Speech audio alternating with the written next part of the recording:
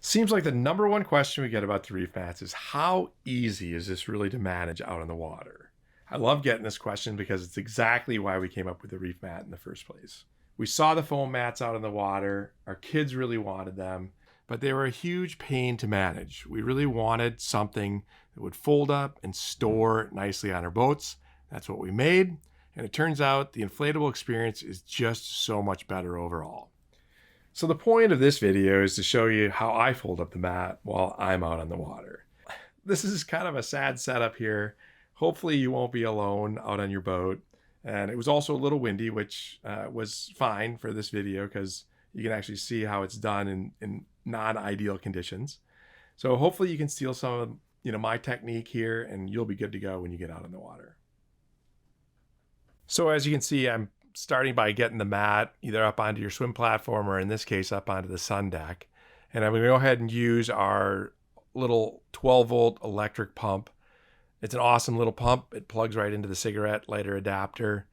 And I'm going to remove most of the air from the mat. I want to leave enough air into the mat so that it'll float on top of the water. Just remember to click that valve closed when you're done taking the air out.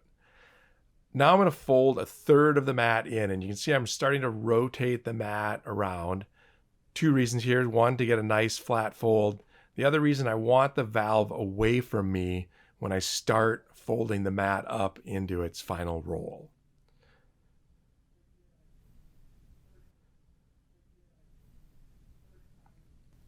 Now I'm starting in on the second side. We'll pull that in.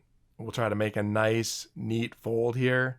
Neatness kind of matters at this stage. If you can get this to lay nice and flat and you can get the edges all straight together, it really makes a difference on being able to get this back into the bag at the end. So here I have the valve is away from the boat. It's going to be away from me. And I've got this in thirds. And then I'm going to take about a foot of the end of the mat and I'm going to fold it over. And we're doing this so that we create a flat fold here instead of a roll. We'll just fold, fold, fold, and we just keep pulling the mat into the boat as we go. When you get all the way up to the end, you may have a little air left in the mat.